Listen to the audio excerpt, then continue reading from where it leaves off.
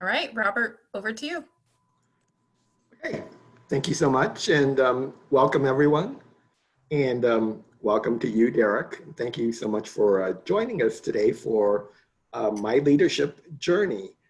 And real basically, what we're going to do today is, again, just talk to Derek a little bit about leadership. We are going to do something we did with Michael Lambert, the whole one picture requires 1,000 words, because Derek has, I think, some pretty interesting photos that I was able to find while trolling his social media. One real interesting thing that I think people are going to find interesting, because we haven't talked about this yet with anyone else, is I'm just going to call it, you can't always get what you want. And you know, when we get there, you'll know that. I'm going to ask Derek my favorite question to ask other interview people, and I haven't asked it yet, so I'm real glad. I forgot about it, so we're going to do that. And you know, if you want to ask anything of Derek Wolfgram, right now is going to be your big chance to do it. So does that sound good to you, Derek? Yeah, it sounds good. Well, we're going to do it anyway. So.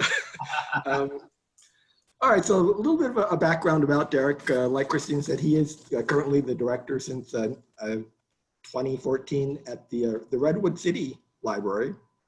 Derek earned his master's from Kent State University, and in 23 years, he's worked all over the place, starting in Denver, up in Butte County. He was the director there, over in Santa Clara County.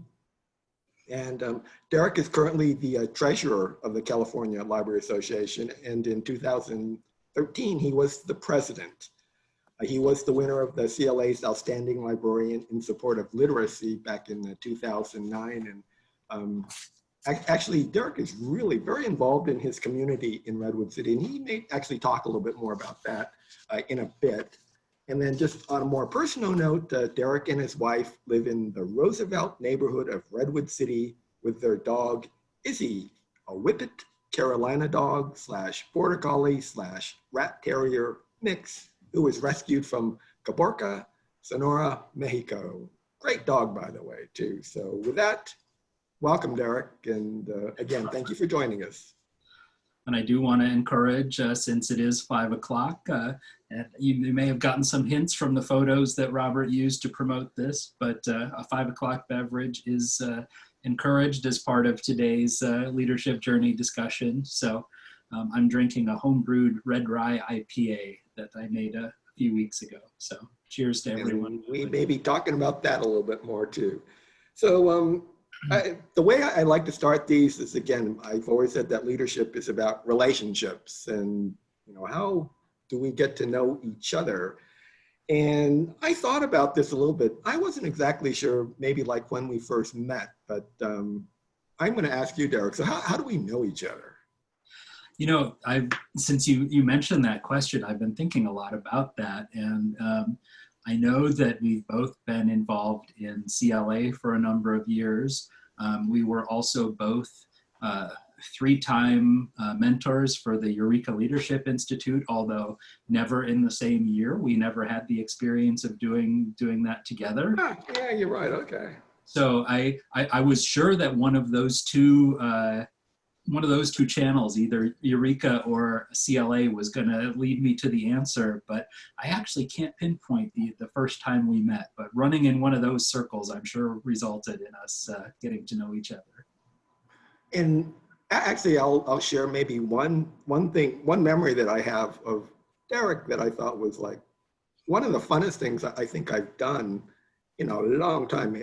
Definitely in the, like with CLA, it was, I think at maybe the 2015-16 conference, they used to have silent auctions. And for some reason, at the last minute, Derek said, hey, do you want to put a package together? And I said, sure, what do you want to do? And he says, why don't you cook something and we'll have a beer tasting? And so I said, yeah, I mean, I don't know if anyone's going to bid on it, but we did it. I think there were, the winning bid was like $400, or it was a lot. And so we had to figure out, well, what it is that we're going to make. So I actually flew up to Redwood City and about 10 o'clock in the morning, I said, Derek, what kind of beer do you have? And so I'm drinking beer at 10 o'clock in the morning, trying to figure out what we're going to make. And then we go to the store. And actually, I thought the meal turned out really well. We had, what was it? I remember I made beer can chicken and like beer braised short ribs and a beer braised elote. You can soak corn in beer and it's going to be wonderful. And then the best part of that meal was you had this really dark stout, and just like, great idea, just dropped a scoop of ice cream in it. And it was like the best beer float you can ever imagine. So look, we're getting testimonial from Gianti since she was there. Oh, that's right, Gianti. And I think it was what Heidi Murphy was the one that bid on it. And I remember Paul Sims was there, but and there may be what 6 or 7 other people. And it was a good time. Okay, so that's how we know each other. But tell us about your leadership journey. How did you get from where you are to where you are now? And one thing I'd be kind of curious about too, I know it seems like you've moved around quite a bit. So maybe there's a little bit of a backstory in there as well. Okay, sure. Yeah, it's funny, as I was thinking about this earlier this afternoon, like basically the folks that have done this, my leadership journey, everybody is volunteering to go for a job interview with Robert, basically, is what's going on here with the series of questions, although it's a pretty fun interview. So yeah, my leadership journey. So I got my master's in library science at Kent State, as Robert mentioned, in Ohio. I had never really worked in a library before I started library school, but it was just sort of this aha moment that I had been a psych major as an undergrad, and I'd always hung around book and record stores as a teenager, and that sort of idea of putting like content and humans together appealed to me. So I was actually working as a dorm counselor at the Interlochen Arts Academy, which is a private arts high school in the North Woods of Michigan at the time that I applied to library school. Got my master's at Kent State, started working in the library of a local stock brokerage firm while I was in school. After I got my master's, my wife had grown up in Cleveland. I grew up in Chicago and was living in Cleveland while I went to grad school. And we were just kind of ready to see another part of the world and outside of the Midwest. And so I sent resumes all over the place. And I got 2 job offers at the same time, one from the Denver Public Library, which had at that point, this was 1997, so they had just recently built their new central library. And I got one from the Aurora, Illinois Public Library in my hometown where I grew up, and just decided to take a chance on Denver. We didn't know anybody. We didn't know a whole lot about Denver, but just up and moved to Denver so I could work at Denver Public Library, which ended up being an amazing organization to be part of. I was there for about 9.5 years and got to work in 5 different progressively responsible jobs while I was there. So I got to manage a bunch of branches. I got to manage a bunch of different central library departments. I actually got to be involved in a redesign of the central library that I finished the conceptual work and then I left, and I got to go back a couple of years later and see the work that had been done to complete what I had envisioned, which was really cool. Yeah, I had a couple great pushes in Denver. I didn't get into librarianship to be a supervisor. I really liked playing with books. And I had a couple people who were mentors to me who, when there were various opportunities, encouraged me to apply for jobs. So one was a supervising position in the department where I was. I had a colleague who went on paternity leave for a year. And my boss said, you know, I think that this would be a good experience for you. Why don't you put in an application? And I thought about it, and I did. And then he said, well, congratulations, it's yours. Because what he didn't tell me was that the job had been posted for a while and nobody had applied for it. And so as soon as he got an application from someone, I was basically kind of handpicked and said, here you go, now you're a supervisor. And then the same thing happened with me with another position that I ended up managing a bunch of branches. So I got to have a wide variety of experiences in Denver, sort of had the itch to be a library director, and the whole Denver metro area had people that were long-standing, like 20, 30, 40-year directors who didn't seem to be going anywhere. And I'd always had an interest in California since I had come to Napa and San Francisco on Robbins and my honeymoon in the mid-90s. And then I was part of the Stanford Institute on 21st Century Librarianship, which was a state library Stanford project in 2001. That's what Michelle said. I did it the year before you then. You did it with Michelle, right? Okay. Yep. Ships in the night again. Yeah. So so that had me interested in California. So I started applying for library director jobs in California. Butte County was a place where a regular human being could afford to buy a house. And so, you know, it was easy and relatively easy move to California to be able to go there. I actually lived in Paradise. The house that I lived in did survive the fire, but everything surrounding it is pretty much gone. Actually have a colleague from Butte County who's on the call, Karen, who worked at Butte County Library at the Paradise Library and has now moved to the Bay Area and is working at Redwood City Public Library. Oh, so, nice. Okay. Connections from people you meet along the way can pay off. So I was the director in Butte County for 3 years, right in the height of the recession when everything was going south with library funding. Managed to avoid pretty catastrophic funding cuts at Butte County. Moved from there to Santa Clara County Library as the deputy director. Wanted to be kind of part of something bigger and part of a team rather than the small library director where you're kind of a solo act that wears all the hats. You know, you're the public information officer and the IT guy and the head cataloger and the public services and the chief children's librarian and all of those roles wrapped up in one. So I wanted to be part of something a little bit bigger. Santa Clara County was a fantastic library system, tons of resources there.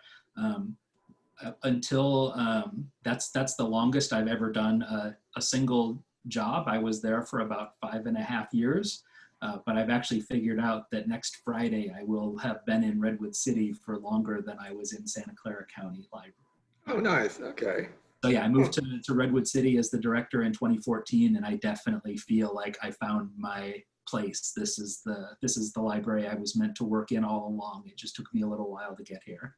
All right, sounds good.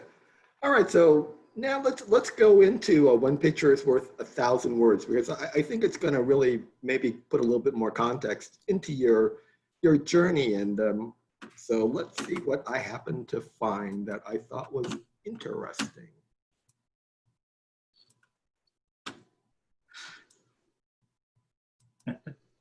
And people out there, Derek does not know the photos that I picked, so he's seeing them as you are seeing them. And I just thought this was, you know, a fun looking picture. I'm going to assume that, did you ever do like the children's route at all? Never.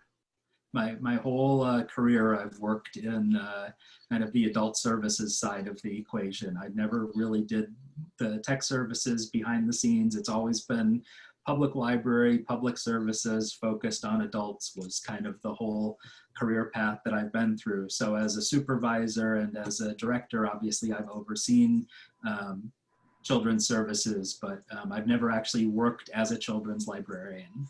But this is something I just thought as we were starting to do some virtual story times for the library that, you know, I miss the community as much as, even though I tend to see them in a different way than our frontline staff do. And so I wanted to reach out. So I've done a few of our virtual story times. And this one actually happens to be a book. Pippin No Lickin' was written by Lane Eady, who is a childhood friend of mine that I went to grade school with and lived down the block from me, who has a children's book about Pippin the cat who doesn't want to take a bath. And so Pippin ends up getting all sorts of gross things stuck to the fur until Pippin's classmates finally convince that it's time to take a bath.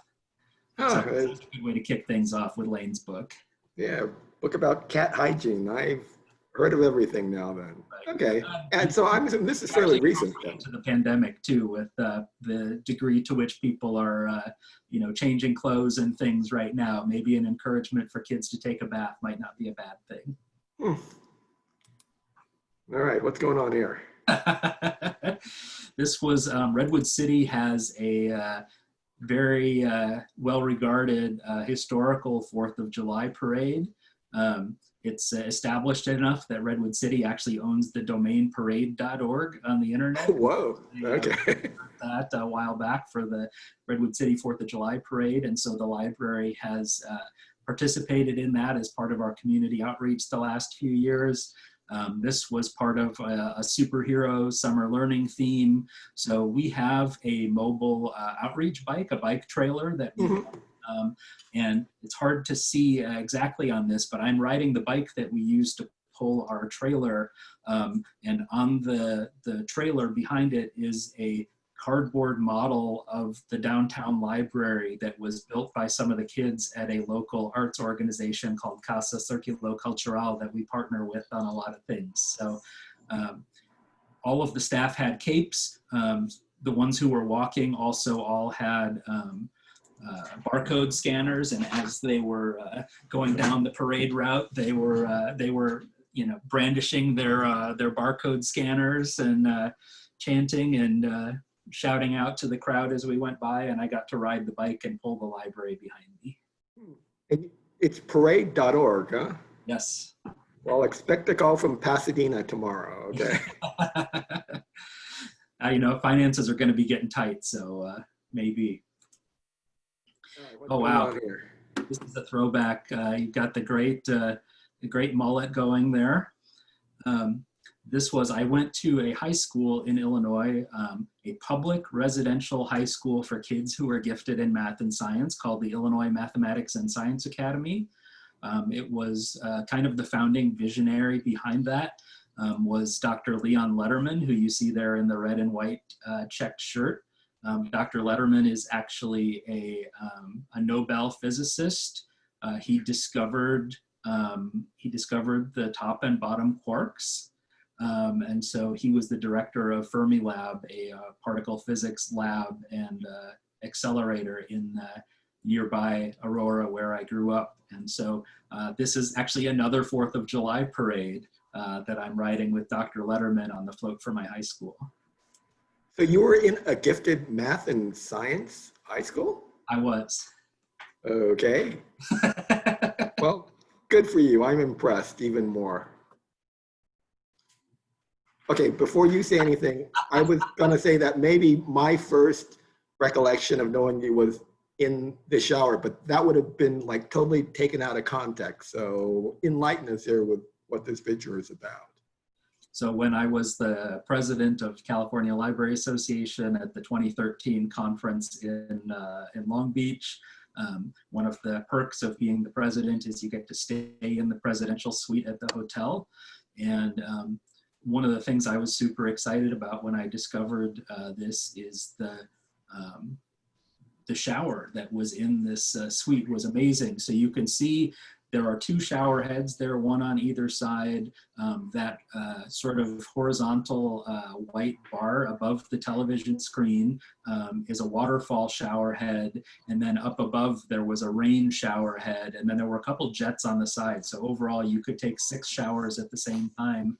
And you could watch TV while you were in there because they had a waterproof screen in the shower, which I actually thought detracted from it. I thought it was a cool thing to have a TV in the shower, but yeah, it was more fun to just enjoy all of the water coming from all of the different directions.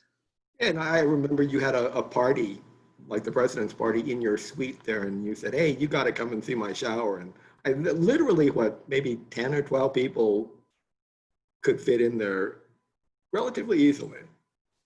And yeah, at some point during the party, I remember a couple folks came out with robes and towels wrapped around their heads as if they had gone ahead and taken a shower in there. I might have been one of them, but well, maybe not. And kind of going along the same lines.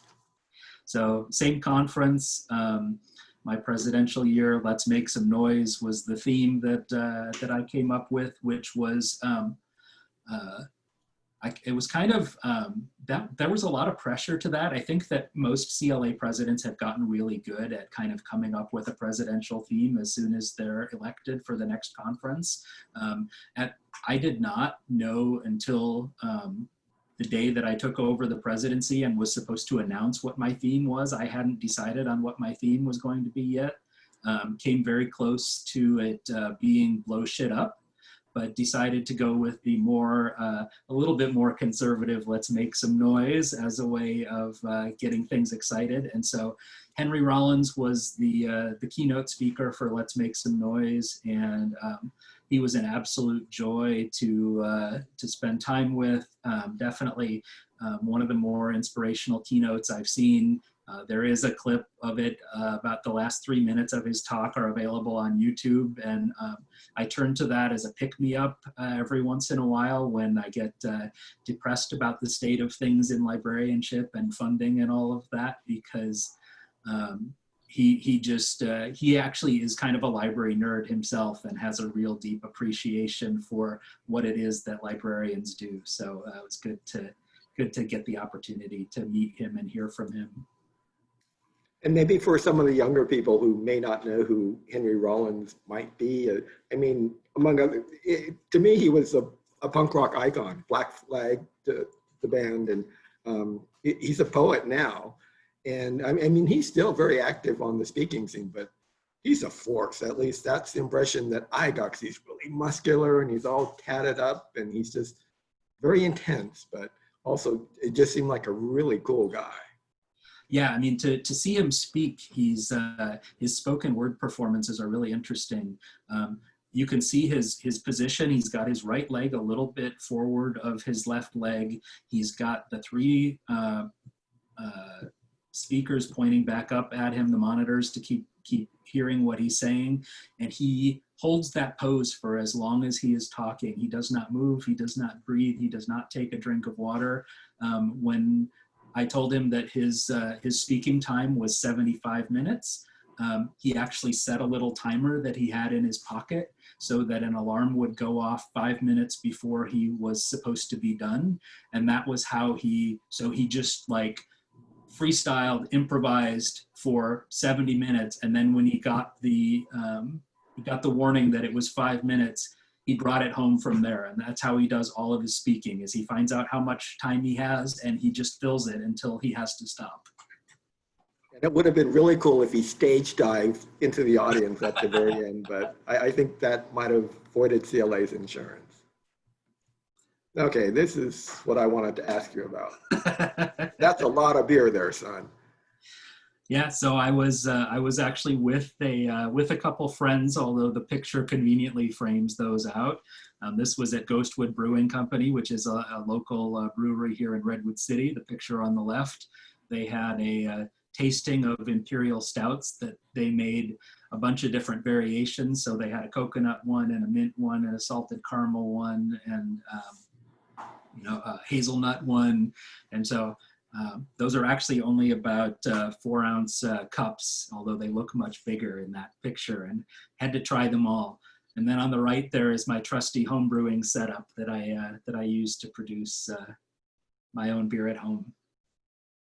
And for those of you who don't know, I mean, the beer that Derek makes is, you would buy that kind of stuff in any bar. It's good. And I did not realize there was salted caramel beer. So you got to tell Michelle about that, because she probably drinks that. So, and just to clarify for people who are seeing me on the Zoom, I am not actually being raptured out of existence right now. There's just a perfect storm of time that this is when the sun runs behind me in my office. And I have this is a 9-year-old iMac, so the webcam isn't that great anyway, and it kind of gets blown out by the light behind me. So I'll just look very angelic for the rest of the talk. All right. So what's going on here? This was, we have a local Redwood City arts organization that does a variety of kind of downtown art shows with local artisans, potters and weavers and glass art makers. And this was an event that they did a Valentine's Day fundraiser for Kainos, which is a local organization that provides housing and job training for developmentally disabled adults in Redwood City. And this is my buddy Ernie Schmidt, who is a planning commissioner in Redwood City. He also runs the Fox Theater, which is the big performance theater. We have like a 1,200 seat theater in Redwood City, and he manages that. And we were celebrity bartenders for the afternoon for the Kainos Art Festival. I'm trying to remember they had a joke on it. It's like art on the square, and this was heart on the square.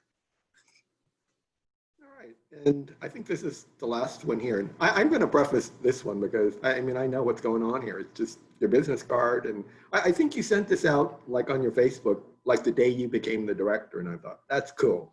But I distinctly remember before this, I don't know, 2-3 years ago, I would periodically, I'd come up, I would see you at a conference, and, you know, there'd be these jobs that pop up, and I'd say, wow, Derek would be perfect for this job or that job. And for some reason, Derek didn't get those jobs. And so when I would see you, I would say, well, you know, kind of what's going on here. And, you know, you would be very honest with me. And I just thought I appreciated that. But then also the fact that, you know, you said you would be willing to talk about, you know, maybe what it's like when you think you're the best person for the job and you don't get it.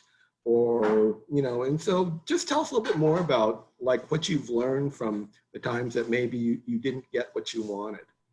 Yeah, no, absolutely. I'd be glad to do that. So, yeah, before I landed in Redwood City, I actually, from an employment perspective, was on a little bit of a losing streak. So I went to Santa Clara County Library as the deputy director in the summer of 2009. And then Melinda Cervantes was our director at that time. And when she retired, you know, I thought I was pretty well positioned to be the director. But before that happened, there was actually an opening that the San Jose Public Library was hiring for a director as well. And so I was in the running for the San Jose Library director job. And it was sort of, you know, I have that, I'm pretty open about these things. And so like you, there were lots of people who had conversations with me, including a huge chunk of the Santa Clara County Library staff. It's like, so are you going to be the San Jose Library director? Are you going to be the San Jose Library director? And they said, well, you know, I was honest that I was applying, but I didn't know how things would work out. And this is the one time in my career that I made it to the finalist. I had an interview with Deb Fagoni, who's the city manager of San Jose at the time. And then I didn't hear anything for a couple weeks. And then they called to let me know that they were reopening the search rather than hiring me for the position, that as the last finalist, I wasn't good enough for what they were looking for at that time. And, you know, I probably, instead of nursing my wounds, I probably should have tried to get a little bit more feedback about what had gone on there, but I really didn't. I just kind of walked away and focused on the fact that I had the position at Santa Clara County Library that was coming open, and put all of my effort into that. And to San Jose's credit, they ultimately hired Jill Bourne to be the director, who is one of my favorites, and I probably would have hired her instead of me too. So a good choice for them. And you know, director jobs are so much about fit with the organization. Pretty much everybody who's applying for director jobs has the skills and has the experience, and it's a matter of whether, you know, the things that you have the ability to do and the way that you go about doing those is a match with the organizational culture of whatever city or county you're going to work for. So Santa Clara County, once again, I was one of 2 finalists for that. The other finalist was actually Nancy Howe, who was our other deputy director. She actually just recently retired after getting the job when I didn't in fall of 2012.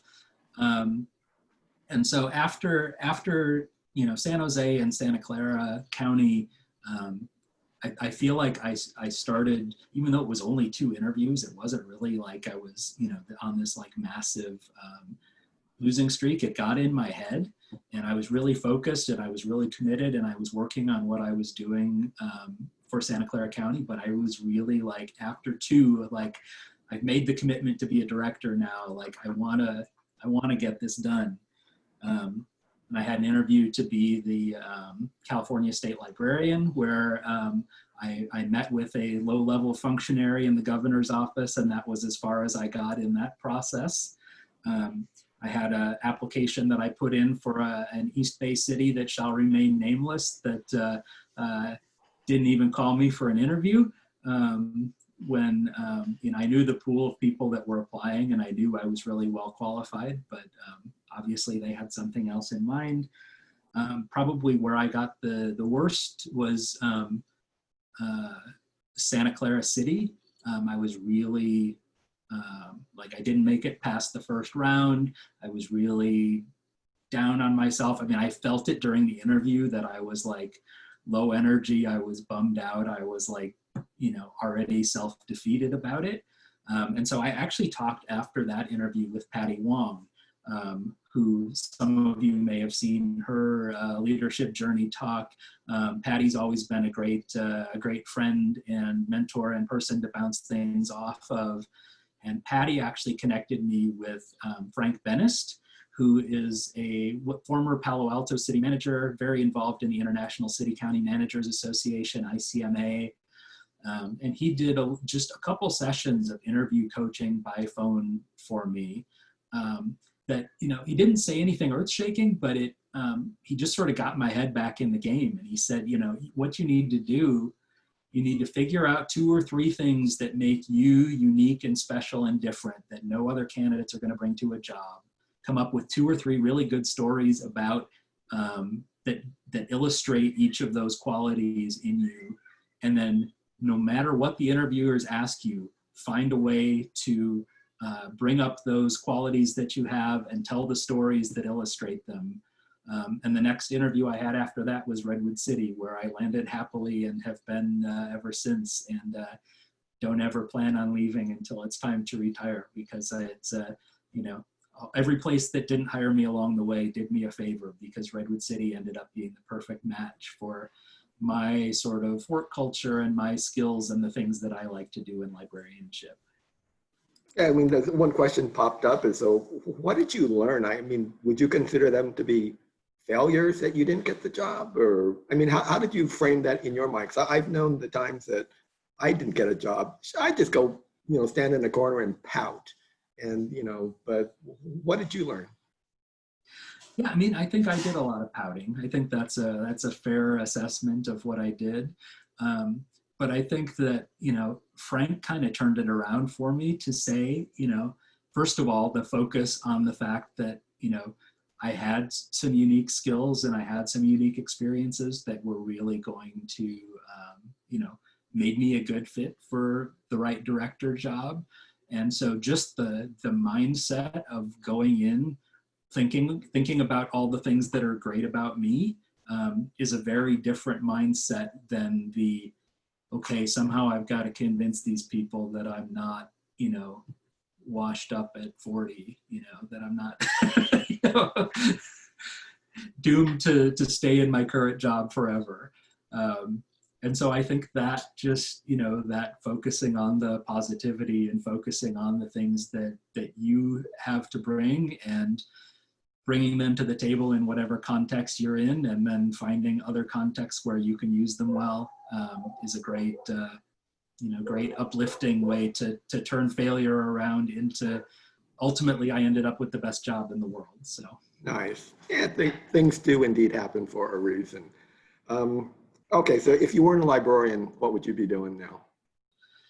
Boy, you know, I'd like to answer that question 20 years ago, when there were still book and record stores that could be viable in the world. My dream would always be to have a ranch on which there was a dog rescue, a microbrewery, a book and record store, and a bakery for humans and dogs that my wife would run. She has a home-based bakery business and is one of the world's best bakers. So having that partnership to rescue dogs, and provide all the happiness that books and music and beer provide to people, and baked goods. Baked goods, yes. Okay, nice.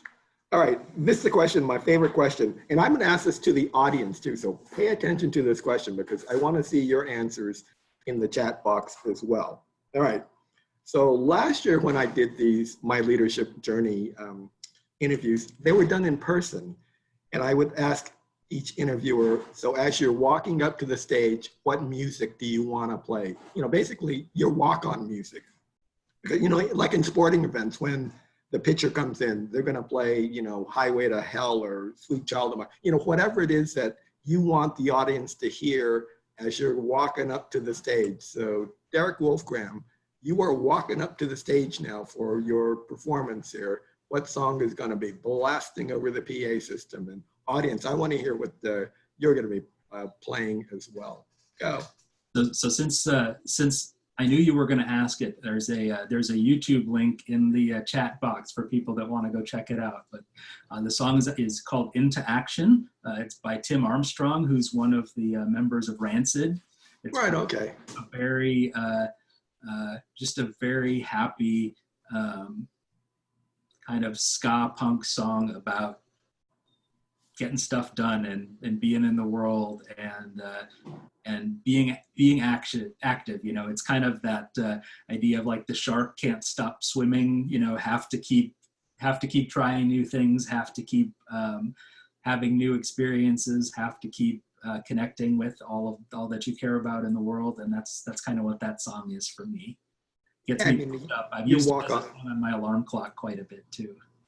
The walk-on music really has to, I think, reflect who you are and what you represent. You know, let's see what some people have put things in here that Bon Jovi, yeah. Oh, Muse, yeah, I like that song, Chris. Carney by Leon Russell. Your flag decal won't get you into heaven anymore. Oh, what's John Bryan, so it's got to be good. Freedom 90, George Michael, yes. Tom Petty, something like, yeah, Refugee, just a great hook to start it. Lose Yourself, Latin dance mashup. Baby, I'm a Star, perfect, love that. Yeah, a lot of Prince would work for me. Rocky. Nicole, my song was Into Action by Tim Armstrong.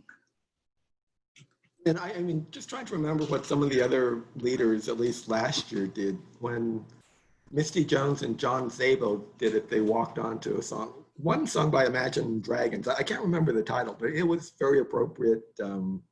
Sandy Hirsch wanted to walk on to Eye of the Tiger.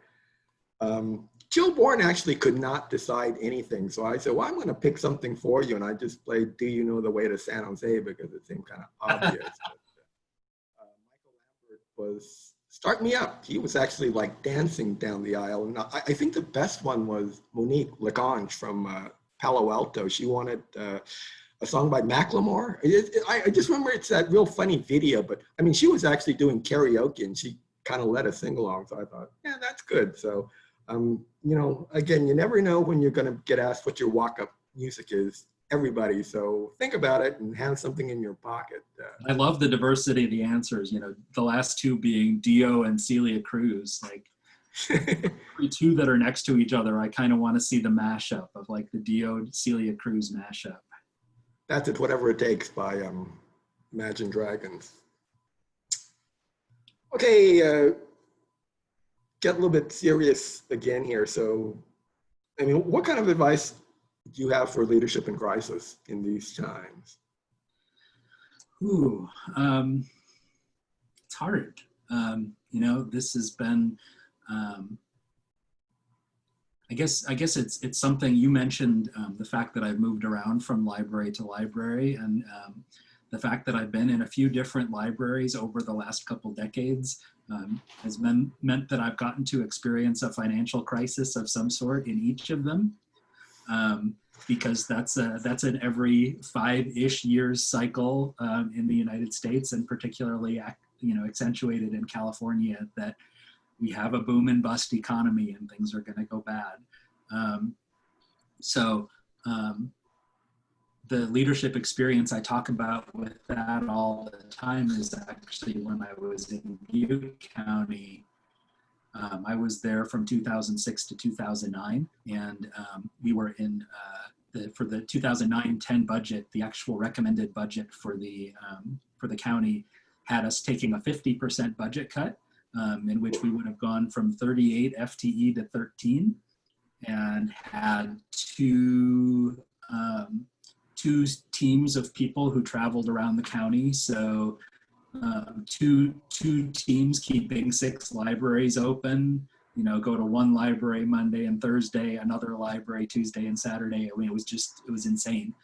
But the thing that, the thing that made that as bearable as it could be for everybody involved, in my mind, was just really direct, open, personal communication about anything that I was at liberty to share. I mean, there's always situations where in leadership positions, sometimes you're given information that you're not able to share.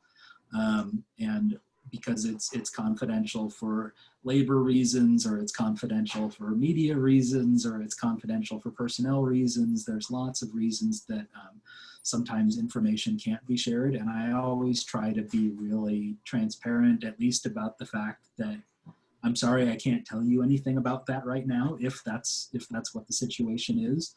But when I learned in Butte County that, I was going to have to lay off 25 of my 38 staff, and that the other 13 were going to have their supervisors and their work sites and the way that they did their jobs change, I spent a week that literally all I did was drive around Butte County and have a one-on-one, face-to-face conversation with all 38 of those people to say, here's what I know about what's happening in your situation right now. Let me know what questions I can answer for you. And please, please honor the fact that I'm trying to let every person in the organization hear this in person directly from me. Butte County is a big place, so it's going to take me some time. So please keep this confidential until I get a chance to talk to everybody. And I was really heartening that actually happened, despite the tendency that people can have to gossip and chit chat and share. The respect that the people had for each other, and the respect that people had for the situation, that they would just keep it to themselves until such time as they were released to share information publicly, was really heartening. And it just made me feel, as good as I could in that situation. One of the things that is a quote that I use in a lot of communication and leadership workshops. It's by C. Northcote Parkinson. Parkinson was the one who came up with Parkinson's Law, which is the idea that work expands to fill the time available for its completion.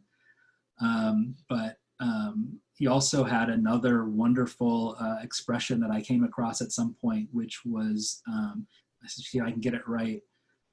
The void created by the failure to communicate is soon filled with poison, drivel, and misrepresentation, which is a very fancy way of saying if you don't tell people what's going on, they're going to make stuff up.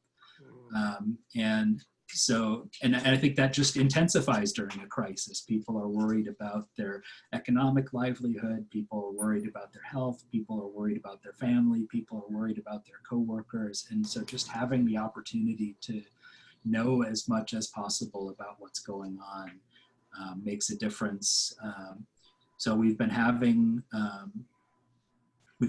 Zoom calls, with the whole staff. It's every 2 weeks, which is not super frequent, but just trying to keep people up to date. And we've tried to have some fun with it as well. We had one that was funny hat day, that everybody wore crazy hats for the Zoom call. And we had one that everybody brought pets or stuffed animals or photos of animals that were meaningful to them. And we actually had the folks from a local animal rescue come and bring some of their turkeys and llamas and sheep to join our Zoom call for a few minutes. And so I think that's another good point that I hadn't really planned on talking about, but just sort of wandered there, is that while you're talking about a lot of intense stuff, it's okay to still have a sense of humor. It's okay to try to still have fun. There's a tendency when you're talking about incredibly serious stuff and people's livelihoods. It's a balancing act. You can't be too jokey or disrespectful or be very off-putting if you go too far. But people know me as a human. They know who I am. They know how I communicate during normal times. And if I start communicating totally differently, it's inauthentic, and that's recognizable. So I think just that being authentic and being open and keeping people in the loop is the biggest thing. So right now, is your staff, are they like on a paid furlough, or are some of them like being put in other departments, or how is that working right now? So right now, we don't have any staff who are on paid furlough status. So everybody's been given the opportunity to do work from home if they're not assigned to specific work. There may not be enough of that to fill all of people's hours, but currently the city is still asking people to either be doing work or taking leave balances. One of the things that I think the city's done that's been great has been a really strong focus on professional development, saying that very broadly, people can spend their time doing professional development activities, whether it's reading or watching things, webinars or YouTube videos or workshops or whatever format it is, that's a way that people can continue to get paid during this time. A lot of our staff are doing disaster service work assignments elsewhere in the city. We've had, there's a bilingual call center for rental assistance, and our community services folks didn't have enough Spanish speakers to staff that. So we have a number of our library staff are doing that. We have people that are helping with food prep. Obviously, we've been doing a lot of online programming. You saw the virtual story times earlier. I just hosted a meetup yesterday. We sort of riffing off of the pet staff meeting. We've also done a series of public Zoom meetups. We did one for dogs yesterday. So we had about 25 dogs and their owners just chatting with each other and showing off tricks and getting an opportunity to spend some time connecting with other humans. We're doing another one for cats next week, and then we're doing another one for all animals the following week. So just sort of playing with ways to keep the community connected to each other. And we have people that are still doing a lot with development of social media content. Actually, Roz, who is on the call, has actually been our point person for collecting all of the professional development resources that are available into a Google Doc that everybody can access, so that all of our staff can be aware of what the options are. So yeah, there's a lot happening. We're shifting a little bit into recovery mode now of how the city is going to be reopening in a very broad sense. And each of my managers is going to be involved in one of the city task forces. There's kind of 4 areas. There's one for vulnerable populations and one for economic development. And the city recognizes the talent that we have in the library department, and so we're involved in all of that planning for the city as a whole. Yeah, that's great. Oh, by the way, Roz, shameless plug, if you need more continuing education stuff, we have 2 more of these leadership journeys next week. So encourage your people to tune in if they need an hour for something to do over their lunch break. Roz mentioned another great thing that I totally forgot about is working with our economic development department. We've actually been proactively calling the over 6,000 businesses in Redwood City to let them know what local, state, and federal benefits are available to them. So that's been something that is really valuable to the community's recovery, and it provides a lot of work for people who might not otherwise have assignments to do right now. All right, Derek, give one piece of advice for the next generation of library leaders. Advice. A couple things. I think I mentioned earlier, knowing who you are and what makes you unique, and finding ways to put that to work in your work.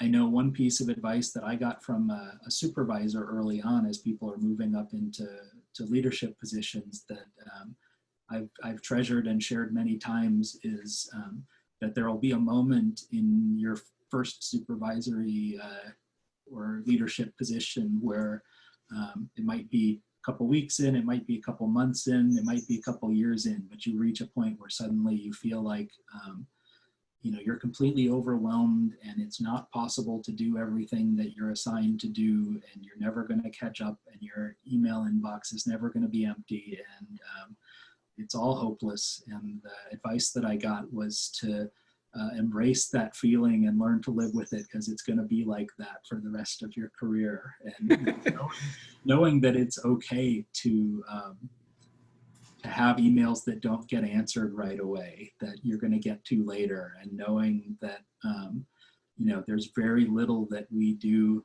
Maybe now is not a good example of a time to talk about it, but most of what we do in libraries isn't life or death, and if it happens next week instead of this week, it's going to be okay. All right.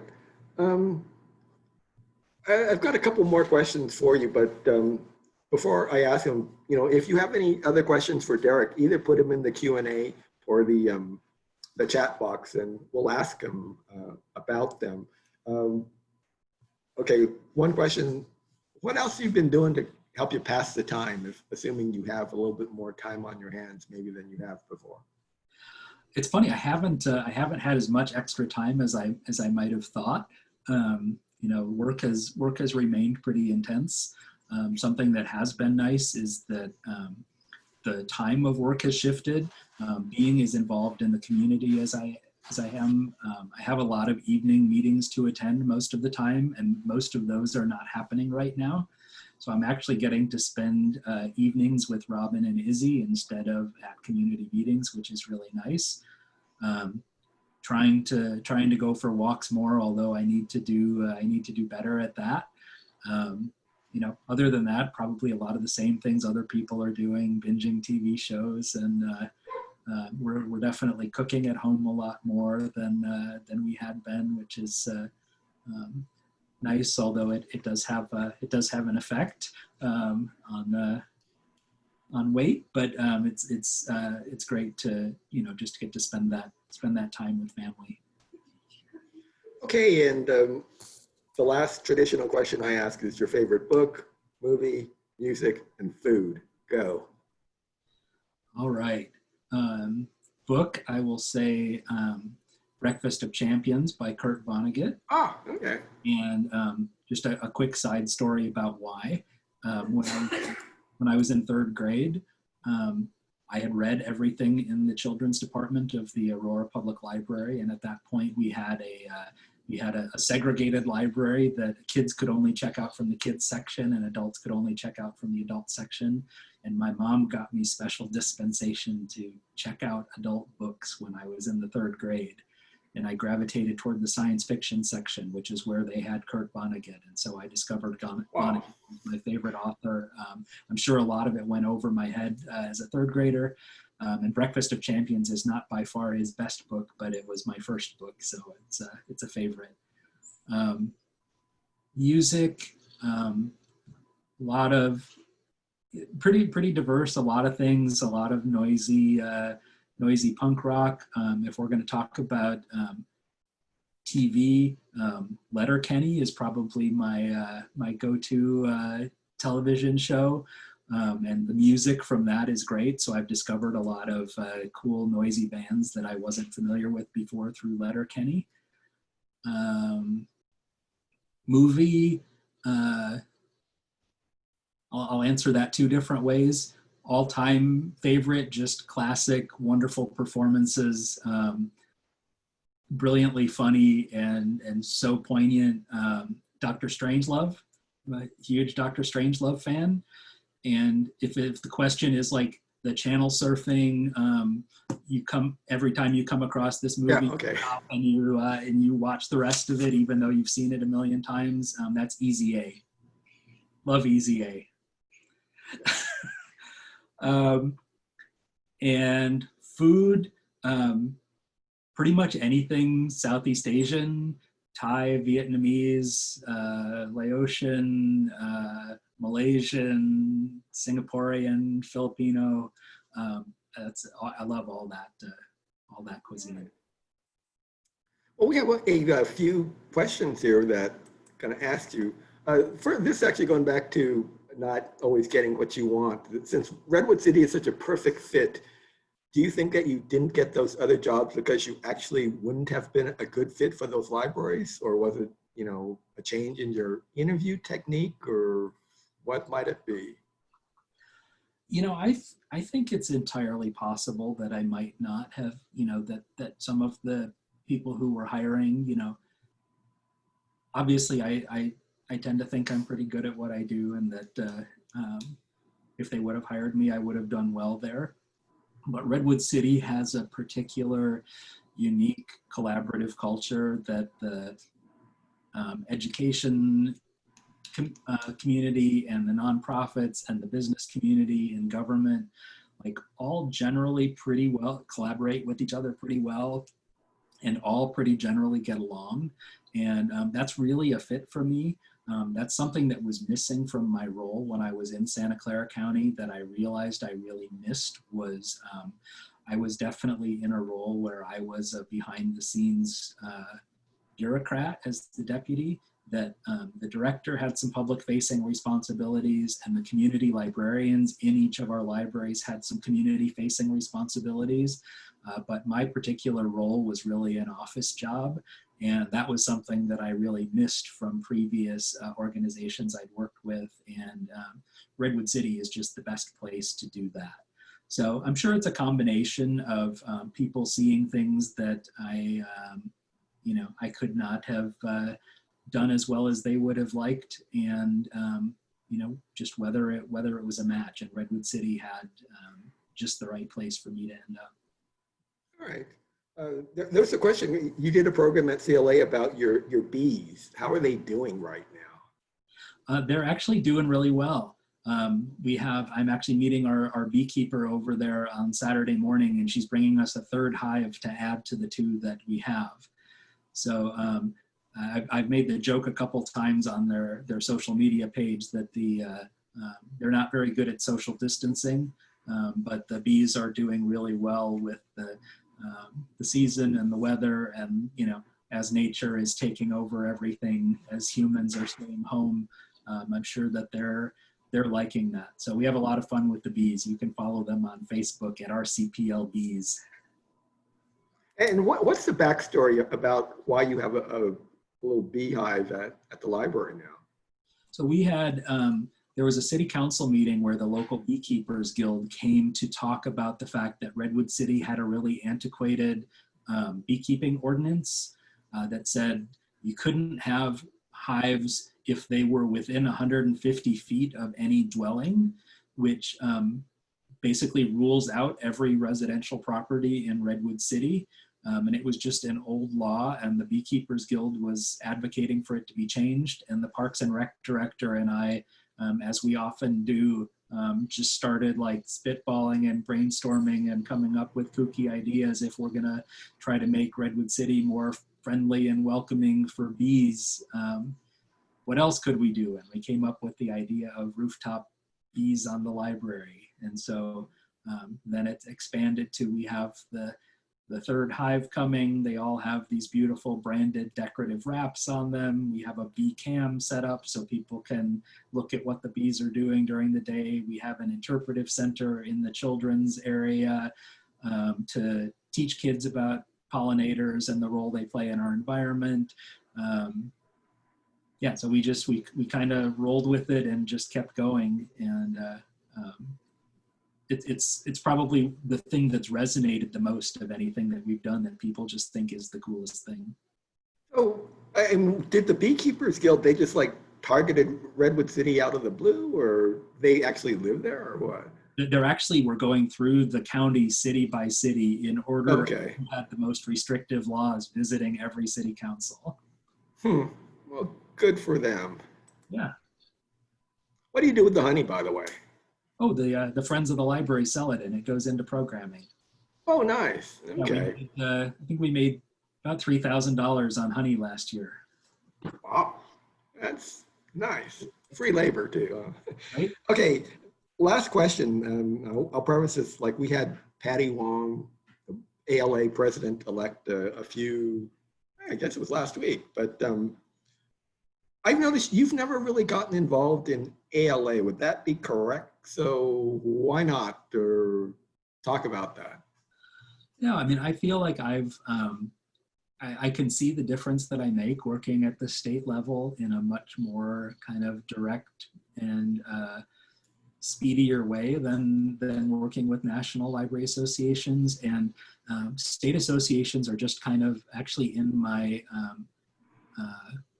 I guess part of my networking and part of my leadership experience. When I was in Colorado, actually Beth Wren Estes and I worked together on a Colorado Association of Libraries conference, which was my library director at the time had kind of a problem with the format for program submittals. And so she had me submit a bunch of programs for the library, not following the format. And none of them got accepted because we didn't follow the format.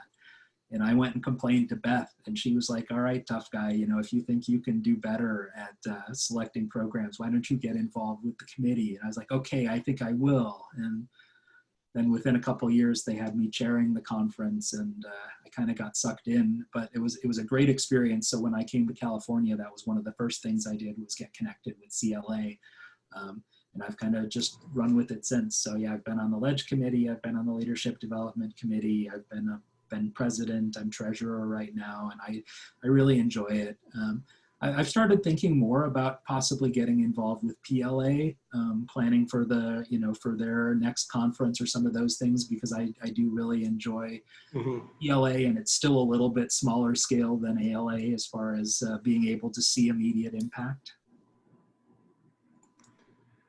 Okay, Derek, well, it looks like, it's just about time to move on, but there's a webcam here, a webcam there, a webcam there. Final words. What do you want to tell the people out in library land? No, I mean, I just think that the work that everybody is doing is so incredibly valuable right now. And this is a great opportunity for us to pause and take stock and figure out what's important. You know, one of the things we didn't get a chance to talk about much was Redwood City Public Library has really taken on equity in our community as a really critical part of our mission, and we've done a lot of our program and service design around facilitating equity. And this crisis is highlighting even more the elements of our community that need us the most. And so I think it's a great opportunity to make sure that we are doing everything we can to pay attention to those folks who really need us right now. And I'm just really impressed by what I've seen that people are doing in California libraries with trying to make that happen. Nice. Okay, well, hey, thanks so much, Derek. I really appreciate you taking the time and talking to me and to the people in California. A couple final things is that, one, there's going to be two more, and I think these are going to be the last two leadership journeys, one with Miguel Acosta from San Diego County on Tuesday, and then Susan Broman, the Assistant Director of LAPL, will be on Thursday, both at noon. Do that survey when you get it. I would appreciate that. And last thing is that, I mean, if you people want to hang out for a little bit, Derek and I are just going to mainly talk about beer. I tried to get him to do like a little Ignite session, but he said, well, let's just talk about beer. So, if you don't have anything else to do, well then hang out. And because I had a few questions I wanted to ask about beer basically. And I figure it's the guy that I should talk to about it. So thank you all again so much for joining us today. I really appreciate it. Again, all of you take care of each other, stay safe, and hopefully we'll see you again next week. So bye-bye. And I threw my email address in the chat window. If there's something you didn't get to ask me, feel free to reach out. I'm happy to. Cool. All right. answer that. All right, but okay, so Derek, what's the difference between like a draft and a stout and an ale and, you know, an IPA too, or, because they're not marketing terms, they're actual different kinds of beer. Styles of beer, is that what you call it? Right. Yeah, styles of beer. So there are two major variations in like the family tree of beers. There's ales and there's lagers. Lager, okay. And they're different subspecies of yeast that ferment them is the reason that they're different. So lagers are a lot of the traditional American beers, you know, your Bud Miller, Coors, but there are also really good craft lagers that are out there that are made with attention to details and flavor and ingredients. So those tend to be lighter in color and lighter in body, although there are darker lager styles as well. And then lager yeast likes to ferment cold, and it sits on top of whatever it's fermenting. And then the other family is ales, and ale yeast likes to ferment in a warmer environment, and it sits on the bottom of whatever it is that it's fermenting. And so IPAs and stouts and porters and, you know, most of the beer styles, aside from the few lager styles, are all ales. So stout is actually not a different thing from an ale. It's a subcategory of ales. I mean, generally stouts are like the really dark, kind of like Guinness and things like that. Or yeah, they tend to be, and there's actually several different styles of stout that they do range from lighter in alcohol to extremely high in alcohol. You know, some what are called imperial stouts can be up in the like 10, 12, 14% alcohol range. Guinness people tend to think of as a heavy beer, but it's actually a relatively low alcohol beer, and it's actually a relatively light bodied beer when you line it up next to other things. But I really enjoy those darker beers that have more of the dark roasted grains in them that give kind of a coffee or a chocolate character to them. And then an IPA, I'm assuming the A is for ale. Is it what, Yes. Indian Pale Ale, or is that what it stands for? Yeah, it's India Pale Ale, which are highly hopped beers. They're sort of a some people believe it's an urban legend. Some people believe it's real that the style came about because hops were used to preserve the beer in barrels when it was traveling by ship from England to India. And so the extra hoppiness came from the fact that hops were put into the barrels as a preservative to help keep the beer during the weeks that it would be out on the seas. But yeah, IPAs now are hopped just because people enjoy the, you know, and there's variations within that too of how aggressively bitter they are versus things that have fruity or floral or dank, kind of like piney or even pot-like characteristics in the flavor. Someone asked about an IPA and a double IPA. What's that? Anything that's a double or an imperial something is basically just a more intense version of it. So double IPAs have more bittering hops. They tend to be higher alcohol. A lot of IPAs are like 5 to 7% alcohol, and a double IPA will be more like 8 to 10% alcohol. And so just more intense flavors. I guess, so stouts are low in calorie then, or lower in calorie? Potentially, if they are the lighter ones, you know, the ones that are like 14% alcohol, those also tend to have a lot of dissolved sugars that are left there, so they can pack a punch as far as the calories go. But Guinness is actually a relatively light beer in the grand scheme of things. Okay, and then let's talk about lagers then, because you mentioned, you know, that's where the Coors and the Millers and all that shit falls into. But Who makes like a good lager? Do Europeans, like in Czechoslovakia, do they actually make lagers as well? Or is it like an American thing? No, like Pilsner Urquell, which comes from the Czech Republic, is Mhm. kind of the that's kind of the original lager. I mean that recipe is 500 or 600 years old. That's very good. Hmm. Yeah, it has a lot more character and a lot more interest to it than the mass market American versions. I've started to see a lot of small breweries do more, Pilsner. So that's another thing that people will ask. Like Pilsner is another subset of lagers in the way that stout is a subset of ale. So Pilsners made properly can have a little more hop character and a little more interest to them than, like I said, Buttermilk Coors. Are they like a little bit heavier, or I mean, I'm not sure if that's the word, but just like have more body? Because I mean, I think drinking Coors is like Bud is like drinking water, basically. Yeah, so as far as those really light beers, Coors Light is actually my favorite because it has the least pretense that it's trying to be anything but really close to water. It's very simple and clean. I actually think like Bud Light actually actively tastes bad to me. Like I don't enjoy drinking it at all. But Coors Light can be very refreshing if it's a hot day and you're at the ballpark and it's nice and cold and crisp. All right, I'm Dehydrated. gonna try to change gears into like your beer making expertise.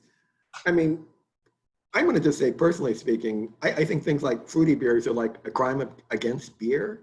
But I mean, in the process, do you, what, at some point you're like dumping strawberries in it or grapefruit or whatever it is that they put in it? Um, yeah, I've really enjoyed some fruit beers. Actually, the beer that I make the most because people that drink my beer ask me to make it is a coconut porter. Oh, that's very good, actually. I've had that. Yeah, so that's a really enjoyable one. But yeah, I've done like raspberry wheat beers and things like that, and so it's not pure, and different people's palates respond to them different ways. I tend to like them when they're a little bit drier. I like a lot of the sour beers that have like raspberry or cherry in them. I think are quite good. Um, but yeah, I think people assume that fruit beers are going to be sweet, and they tend not to be because the sugars that are in fruits are almost 100% fermentable.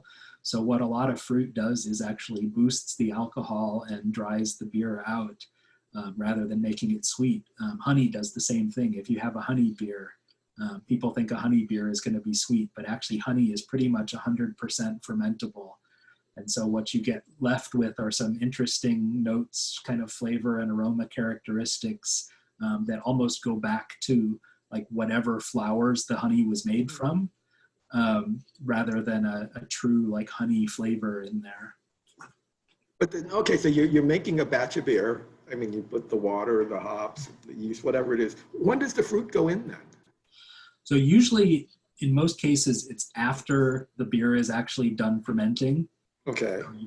You've boiled everything, you've cooled it off, you've pitched the yeast, you've let it all ferment to all the sugars have been converted to alcohol, and then the fruit gets added at that point. So it's steeped in there. It will often kind of restart fermentation a little bit because the yeast are like, hey, we thought we pretty much had taken care of all the sugars that were here, but check it out, he just gave us 4 pounds of cherries. Let's go chew on that. So usually it's added kind of after the beer is fully made otherwise. But so if you're going to make, let's say, a cherry beer then or whatever, are you making it with the intent that, yeah, at some point I'm dropping in this fruit, or the beer could just totally stand on its own and it doesn't need anything else? So you purposely leave something out because you're putting some other stuff in at the end. I have usually you can't, if you have a beer that's bad, you can't save it by adding Okay. something like fruit. but you can make a boring beer more interesting. If there's a beer that's not, there's not anything technically wrong with it, but it's just not that interesting, sometimes fruit will spice it up. Mhm.